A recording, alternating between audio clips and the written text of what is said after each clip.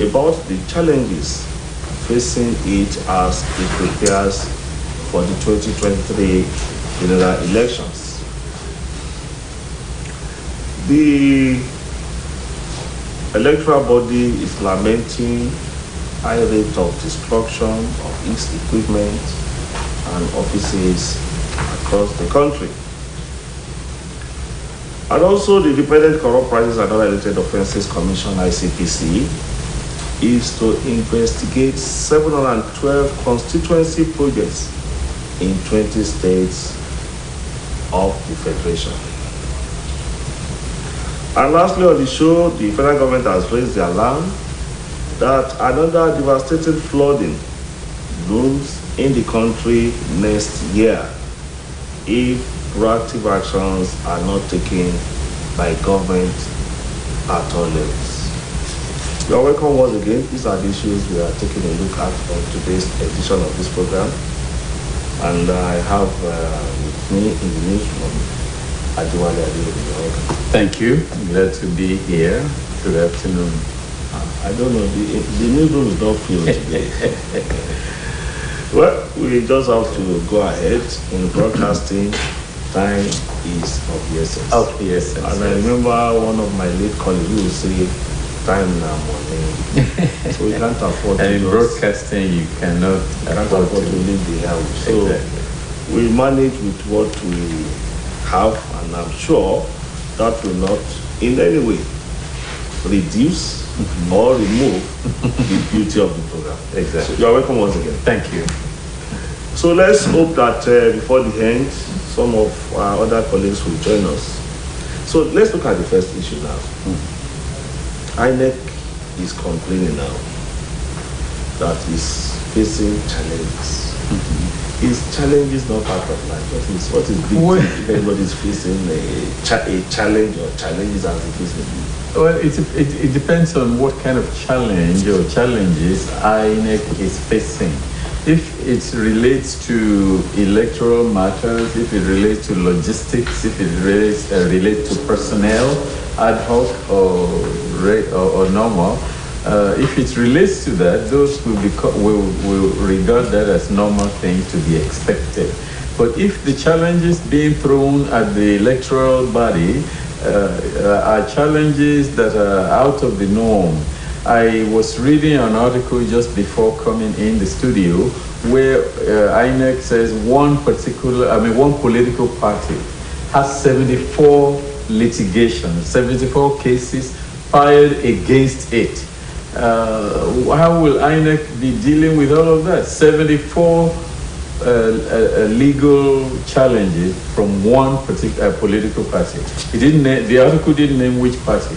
But if that's okay, is it the same one where INEC complained that it is being joined in about 600 cases? Yeah, that's as a result of conduct of primaries and yes, exactly. So all of those are to be expected, and INEC should have the wherewithal or the capacity to deal with those things. They should have. I'm sure they have the legal department and the legal luminaries or legal personnel to handle those without actually interfering with the normal process of electioneering or election processing that is preparing for the election next year. But what is the nature and what are the cases that people are challenging INEC about? That is what we have to see. There was a time that the United States became a tort society where people are filing a lawsuit because of any and every little frivolous thing. So maybe that's what is happening to INEC in Nigeria now. Maybe people are just filing a lawsuit based on any little and any frivolous thing that they can think of. And eventually it will amount to wasting the time of the court if those cases are not legitimate, if they are not the kind that you can expect somebody to challenge INEC about. If they are unnecessary. If they are unnecessary cases, exactly, that's the word. Let me also welcome Usman Abdulatif. You are welcome. Thank you very much. Yes, we are looking at the complaint coming from INEC. We are in November already. election is to come up in February next year. So just 4 or 5 months or thereabout now. Yeah. And the INEC is saying the recent flooding across the country has destroyed no fewer than 20 of his offices. How? And he said this is also a big challenge. How will you react to that? Thank you very much. Once again, good afternoon to everyone. So, I think last time we discussed the issue of flooding in Nigeria that has affected more than 20 states. And I think INEC, being also an institution that is operating within Nigeria, will also not be immune to that kind of event. But I think INEC, if it is not sensitive materials that are affected by the flood, it is just the building that personnel are using. So I think, let me go further so that you can get it. According to INEC now, 1,105 ballot boxes were damaged, 694 voting cubicles, 11 offices. Yes, those are 429 electrical generating sets. Yes, those are non-sensitive materials of the INEC. So it is unfortunate that INEC is also taking its own share of the destruction caused by flood. But I think we have to thank God that if it were to be sensitive materials that cannot be easily replaced, you see, some of these things already there are provisions for it in the 2022 budget. Also, there will be also provision for them in the 2023 budget against the 2023 election. So I think those are things that can be replaced. Then the INEC can just liaise with the federal government and whoever that is in charge, that is interfacing between INEC and federal government, to make sure that the replacement for those things can be easily provided. But I think going forward, offices of INEC should not be located at areas that is prone to not only flooding, but prone to insecurity and some other factors. In some states, like in the southeastern part of Nigeria, INEC offices are not located in an open place. Some are far in remote places that they are susceptible to destruction, they are susceptible to attack and all that. So I think it is good that INEC is telling us that but those things cannot affect their preparation for the 2023 election. So this should not ordinarily affect. It shouldn't, because it is non-sensitive material that can be replaced within short notice. It's raising another issue now. Let me also add that INEC also complained about 13 utility vehicles. 13 utility vehicles, the Toyota Hilux or whatever. Yes. So, do you think this will affect the economy? I think it's an attempt, or it could be, or it sounds like an attempt by somebody or some people or some groups to try to slow INEC down, to try to keep them from meeting deadline, to keep them... Even if it is this natural disaster? Even if, yes, or if it's natural, like the flooding, there's nothing anybody can do about that. But from the vandalism of generating sets, utility vehicles, polling booth materials and all of that, it looks like somebody is trying to distract INEC so that they will be busy dealing with little things and not paying attention to big things. And also, even if these things are happening, or which we heard that they're happening, then INEC should have provision in their budget to replace those things, generating sets, polling booth material, or polling stations and all. INEC should have enough. In fact, it should have surplus of those things so that whenever they are destroyed anywhere, they can replace them without disrupting electoral process. The only one that I said cannot be handled is the flooding, things destroyed by the flooding. Then it's natural disaster. Insurance companies will call that the act of God. They blame it on God. Okay, in 2023 budget, that is next year budget,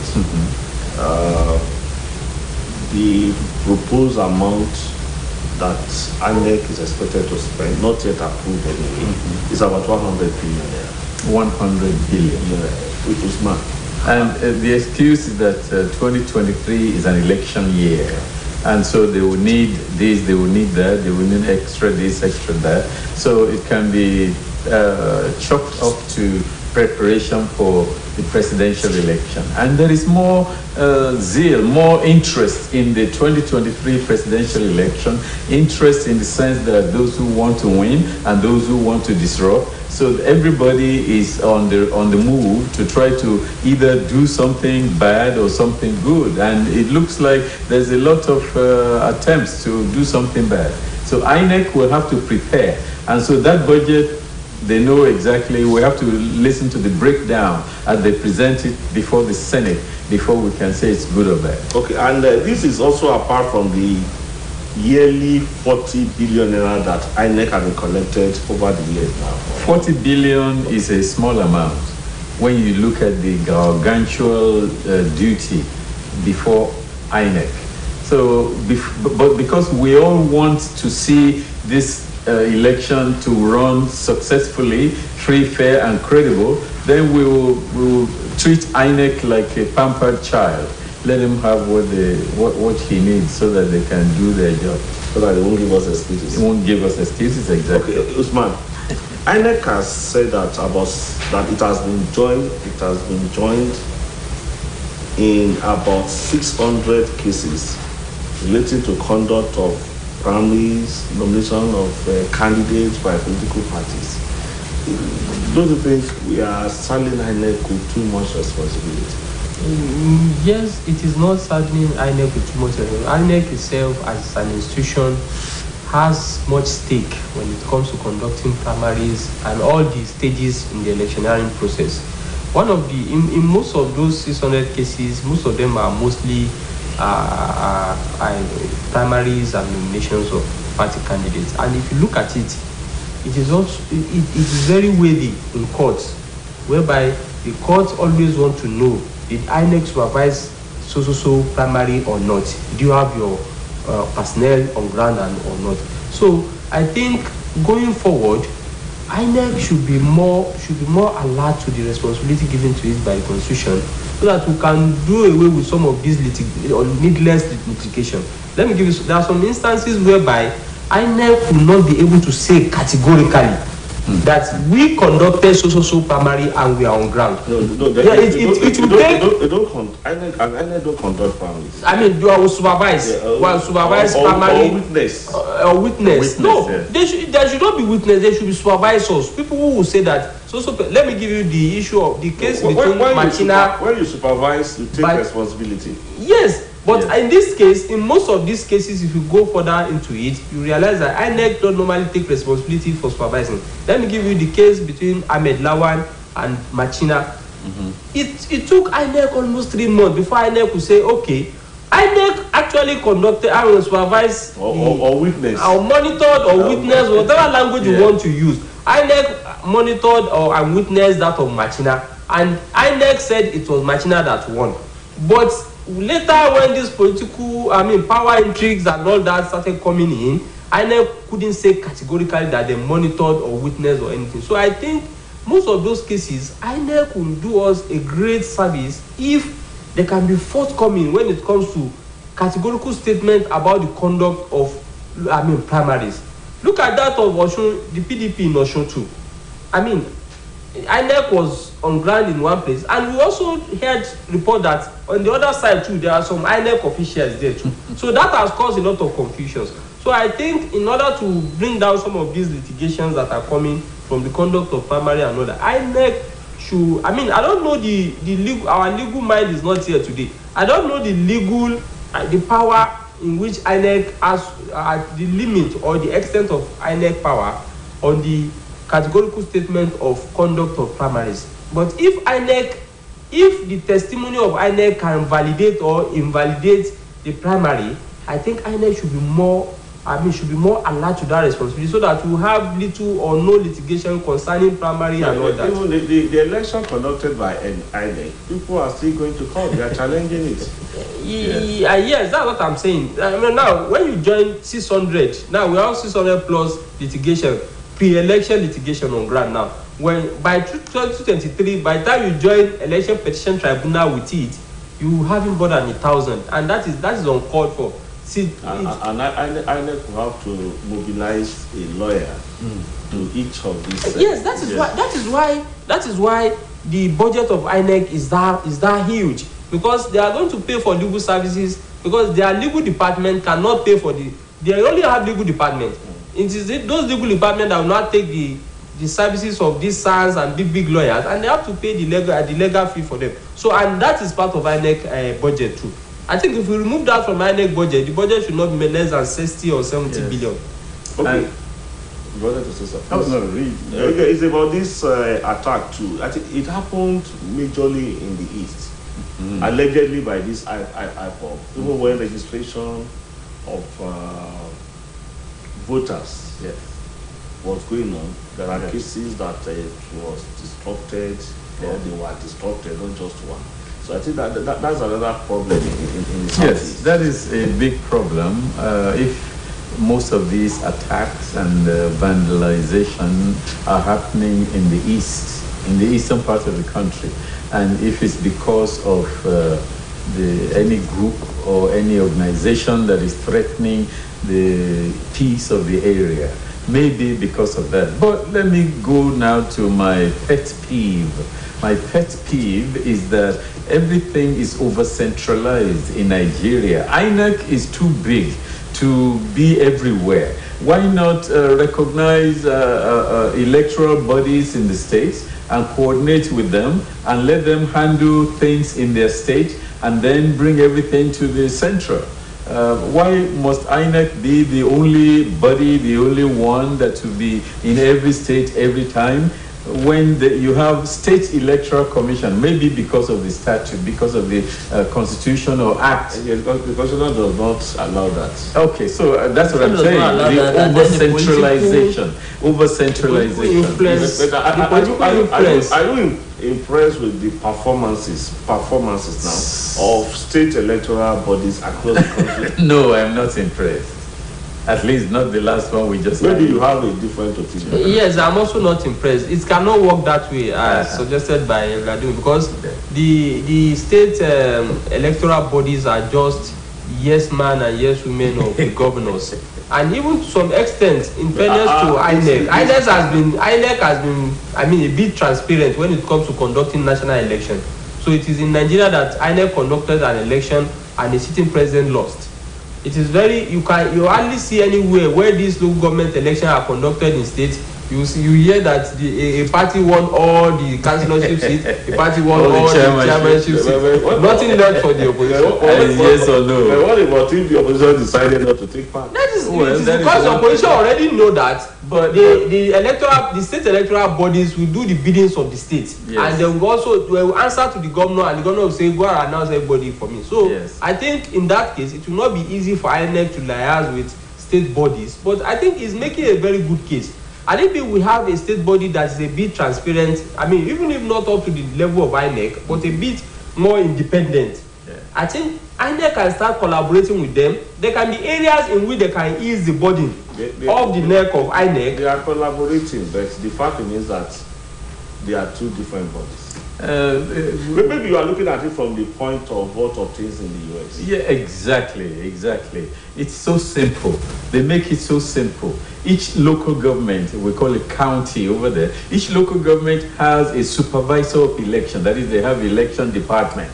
Each local government. Put in place by who? Which is what? Who put that electoral? Oh, the people, the statute of the county.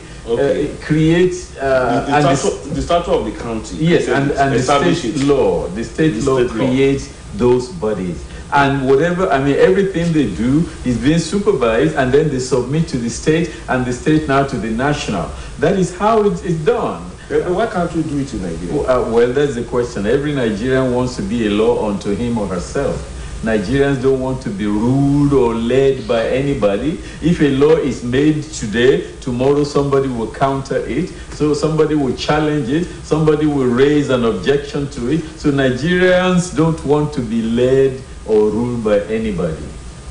then we'll be ruled by nobody. Nobody, exactly. Okay, exactly. final take on this one. So I think we should give kudos to INEC for trying to build on the process since 2011, when the chairman Professor Jega came on board.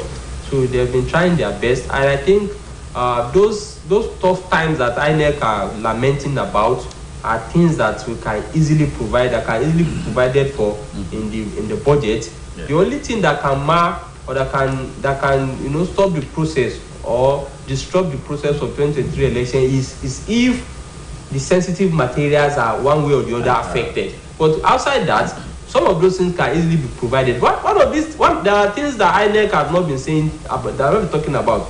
There are some areas that are being affected by flood, and people have moved massively from that area.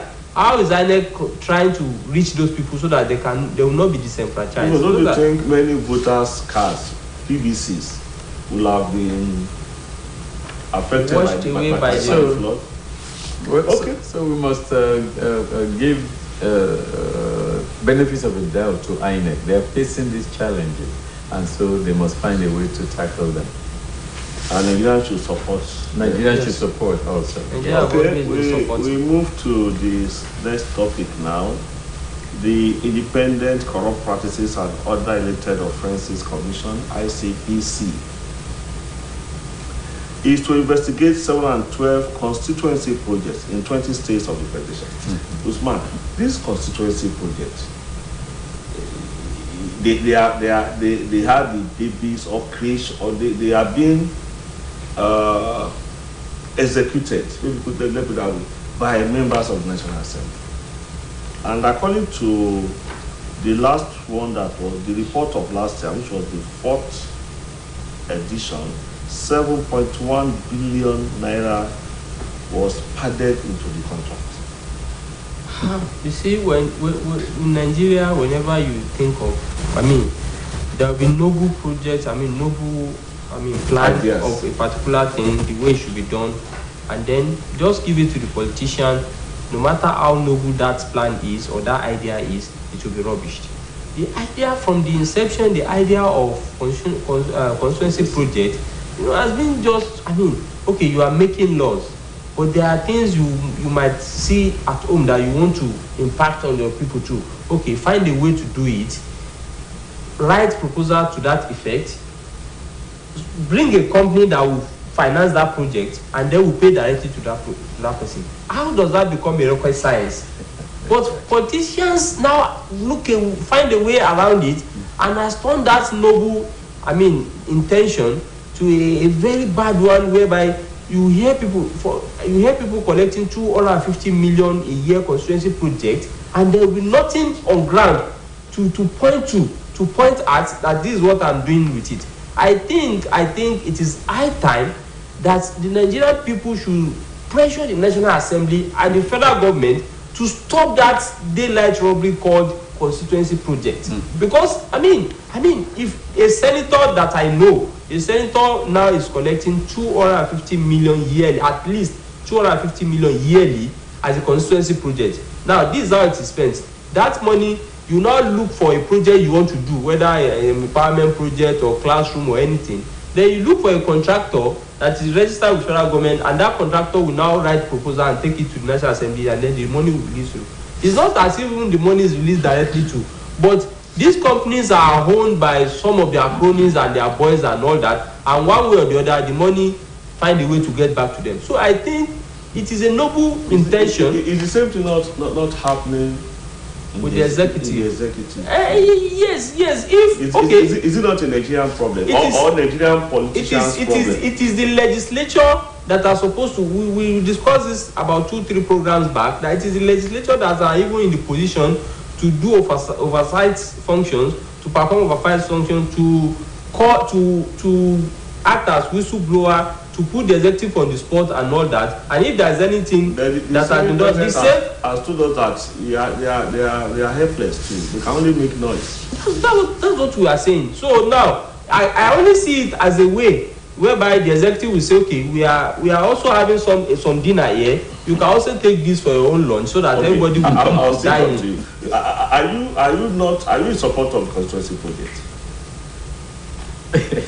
Being executed by members of the No, but if we don't have that kind of constituency project, is the federal government not busy enough or too busy to see about towering roads in our local government and all? That is the original intent, I believe, of this constituency project. But some of them are honest about it. Yeah, some of them are honest and they're doing what they're supposed to do with it, but most are not. And that is why ICPC jumped in the case 4 years ago, I believe, when they began to probe constituency project. And this thing is again over centralization. You remember the original intent, President Obasanjo said that monetization of this and that, and so they will give money to somebody from that area, from this federal constituency, and let him see about, or him or her see about the projects in that neighborhood, so that to create efficiency.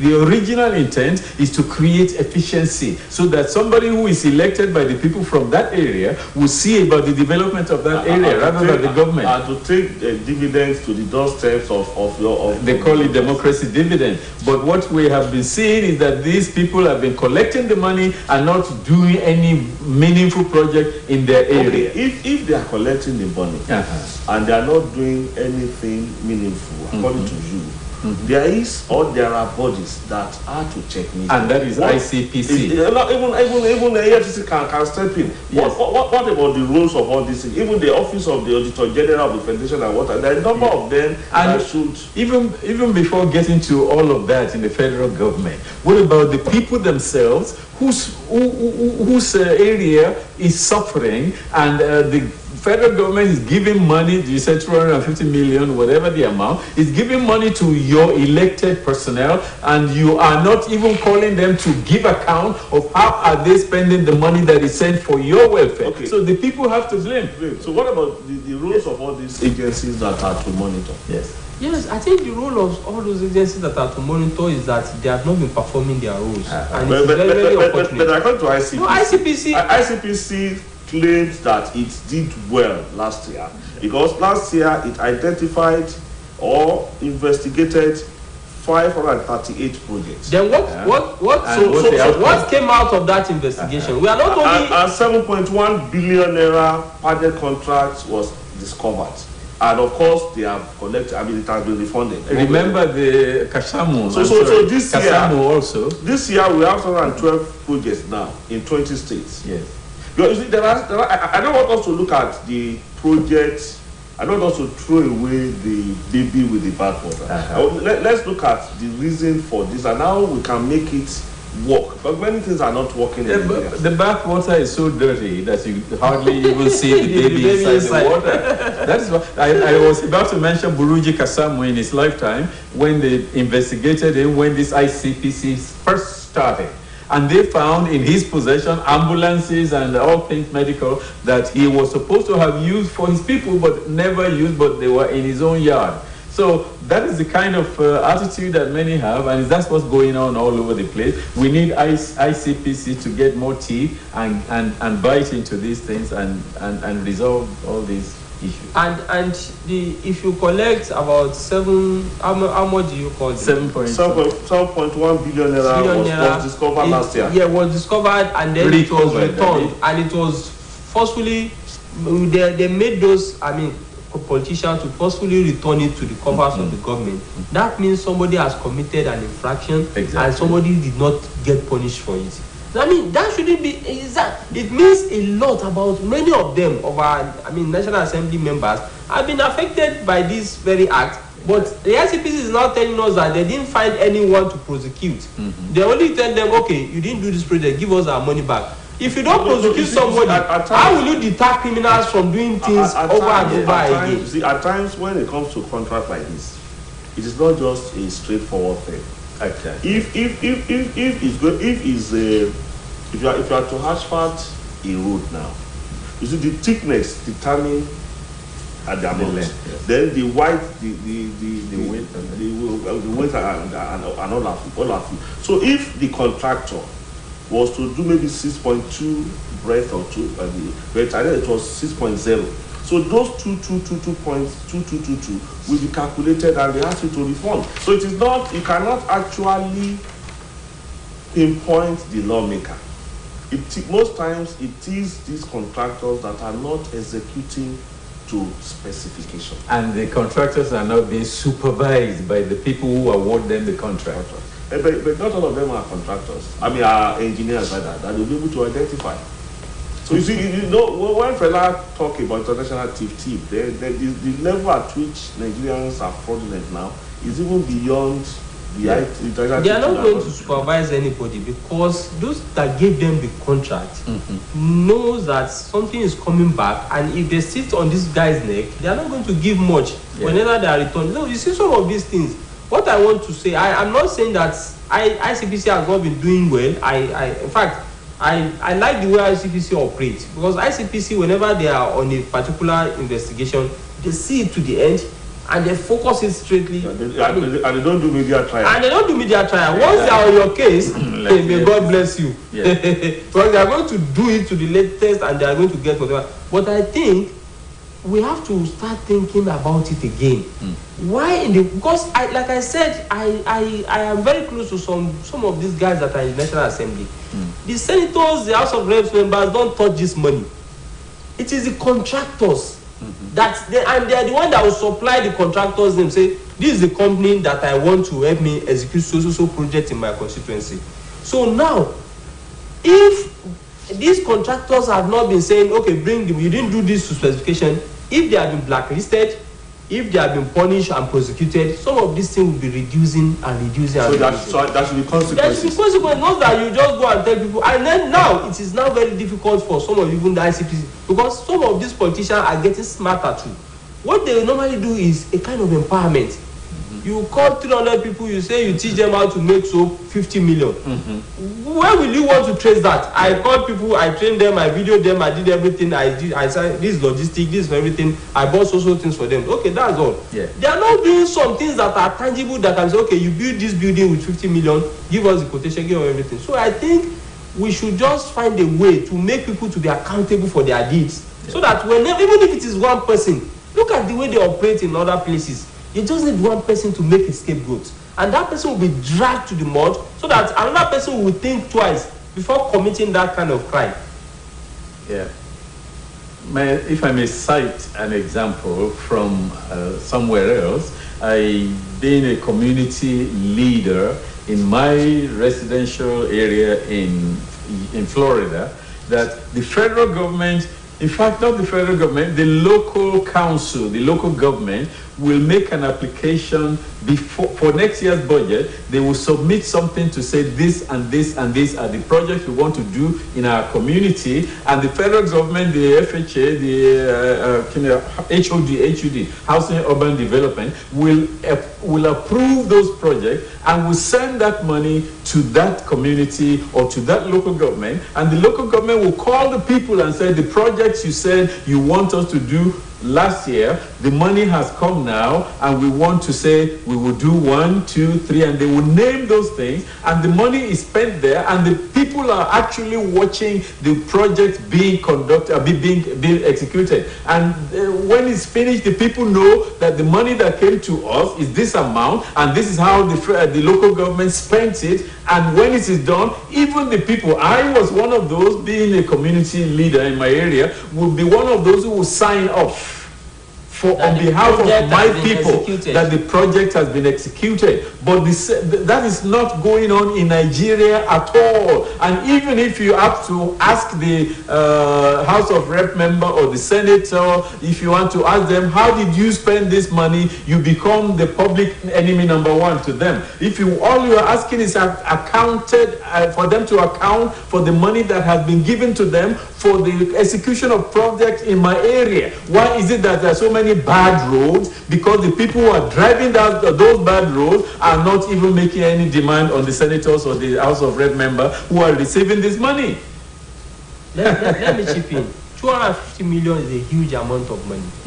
I mean, in a senatorial district, if a senator decided to build classrooms with just even 200 million out of that 250 million, it will go a long way. Think of the numbers of... Some of them are building it and we are seeing them. No, it is not. Some that are building it, some that are doing it, the amount, the things that, what they are building with that money, it is not tallying with what the project that is on ground. We are not saying they are not doing. Some are doing it. In fact, some are very clever about it. They are going to spend very much amount of money from that money. They will also gain from it, but they will spend much and you see what is on ground. But some, many of them are not doing much.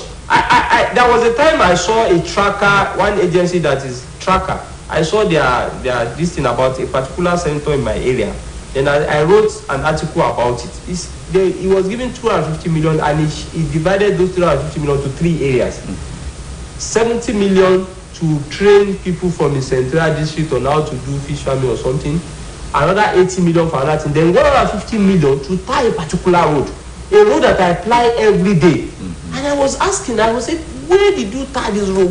It was not even tied, it was great, and that grading was even bad. So just imagine how people will lie brazenly, openly, and then nobody will challenge them, and nobody to say. I think ICPC should find a way to help us stay on these people's neck, so that at least whenever they think that somebody is watching or somebody is on their trail, they are going to sit up and then start doing something very closer to what they are being given. Okay, if I'm just thinking as along that we are just discussing this issue. What about if those in the constituencies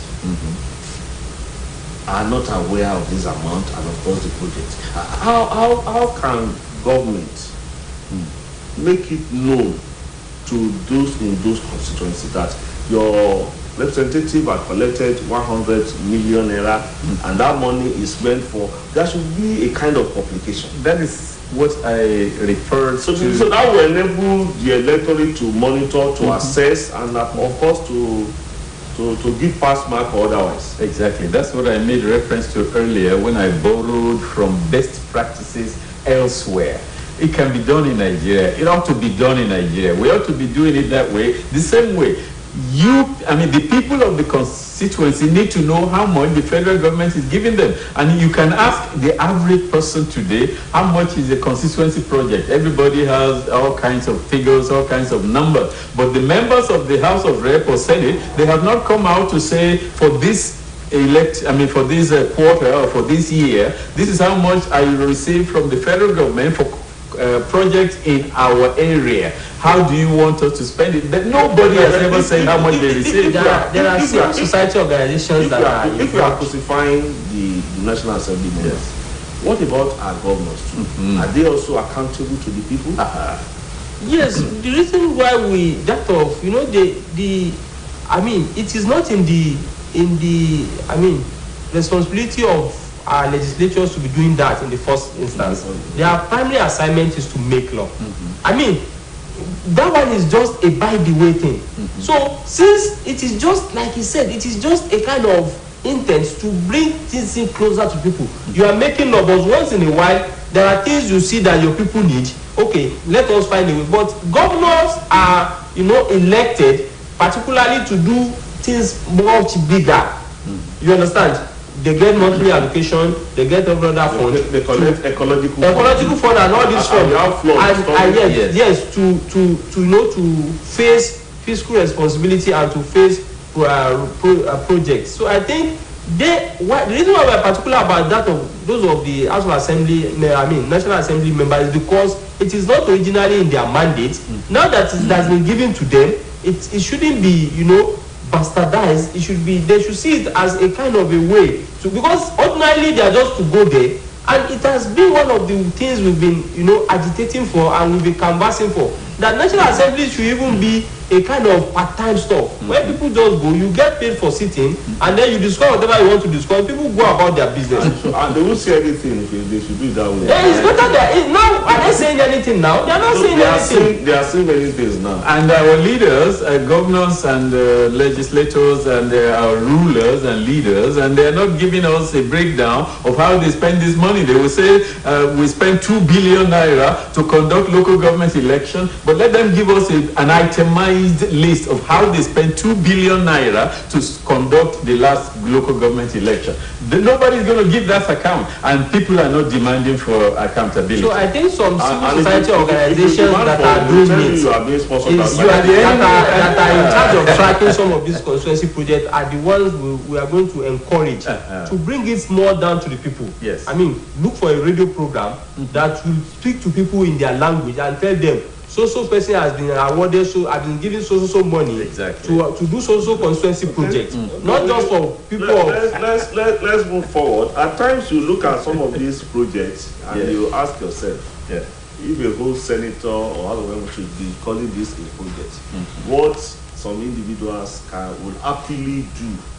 But we are in Nigeria and everything is about politics. Yes. Now the final topic now, the National Emergency Management Agency, NEMA, is telling us that Nigeria may experience another devastating flooding next year. And it's saying everybody, not only the 3 tiers of government at all levels, that we should do what is expected of us. I don't know, it is related. Are we doing what is expected? If we have done it, will the country have experienced what we experienced this year? Well, some areas did what they were supposed to do or expected of them to do. That is why they are not experiencing flooding. We experienced flooding in Osun State in 2011 or 2010, 2011, we experienced flooding. A new administration came in and did the needful, dredged and created waterways and all, and we have not had such experiences since then. We had one maybe last year or year before, but because all of that was there, and the government immediately, the state government immediately did whatever was supposed to be done, and so there was no disaster in Osun State because they did the needful. But the kind of flooding that we are seeing on the screen or that they are experiencing elsewhere is not the kind that you can just easily prepare for. And we have a causative effect, the global warming. They're having a conference right now, COP27, I think they call it. They're having it right now in one Asian country. Egypt. Oh, in Egypt, yes. So they're talking about it, and they're saying that greenhouse gas emissions and all of this, when we are talking about paving roads, those roads that we pave with asphalt, they are generating heat, and they are part of what is contributing to global warming. So now the Nigerian government needs to now think about it, think outside the box, and go and construct waterways and make sure that before we prepare for next year's flooding, next year's rainy season, that if flooding comes, we can do this, we can do that. They need to begin to prepare for it now. Okay, according to the Minister of Humanitarian Affairs, Disaster Management, Sadiat Farouk, she said Jigawa is the most affected state by the flood. And though it is being challenged by some people like Kevin Clark, the leader of Pandef, and Bayelsa people are saying no, because something will come out as a kind of palliative. So if are we saying the governors of Bayelsa, for instance, and Jigawa have not done enough? That was why they had this ravaging flood. Yes, it is not. Ajade said something. It is not about doing much or not. The flooding that we've been having is not a Nigerian thing. It is a global thing that is happening all over the world due to climate change, global warming, and all that. And like I said last week on this program when we discussed something similar to that, I said it is going to be happening every year. Even I didn't know we are going to be discussing that again. That next year will be much more than that of this year. It is not something we can easily prepare for. It is not because they didn't prepare. Okay, who can ever think that if flooding will be becoming worse, it will be Jigawa. Jigawa is an upland state that is far away from, a kind of a desert or something. That to tell you that what is to be expected. If Jigawa can be experiencing flood, that means there is fire on the mountain. Yeah. So it is not about whether, because we know nobody normally prepare for that in Nigeria, whether state or federal government. But now what we can do is that the federal government should set up a highly powered committee that will prepare for it, so that whenever it happens, the state collects ecological fund. Yes, it is part of what we've been discussing. What are they doing with it? The state collects the ecological fund, and it is kind of fund that the state governors or those funds are not enough. They are no. They are more than enough. The problem is that some of those funds are funds that state governors see as a kind of bonanza. You can ask anybody in government. They use that money for, because then we don't have global warming, climate change has not really come to our doorstep. What do you mean by bonanza? Because a free money that can be kept somewhere that can be quickly used for another thing.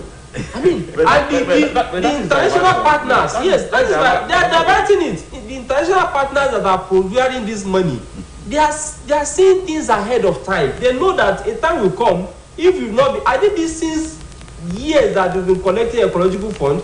Our governors have been dredging waterways. They've been constructing covers that can take heavy floods and all that. They've been doing drainages in neighborhoods and all that. Whenever that flood issue is coming, whenever it is coming now, even if you are experiencing it, it will be at a minimal level. So that is what is expected to be done now. Thank God you are a son of the soil. Okefia, yes, is known to be another dangerous area whenever it is raining. But now I think it is under control. And according to reports now, 1.4 million people were displaced by this flood this year, and we learned that 600 people lost their lives. But in Jigawa alone, 51 persons died and 2,000 displaced. Okay. If care is not taken, those figures will be doubled next year unless the government, the governors, the state governors, the state government, and local government too. And local government too, yes. But the local governments have been hamstrung by the state government. When they receive the federal government allocation sent to the local government will be made to sign for that, and then the local government now will remit those monies back to the state. Were they doing it in your presence? That's what we are told. That is the practice. And those, I don't know. Allegedly, that is the practice.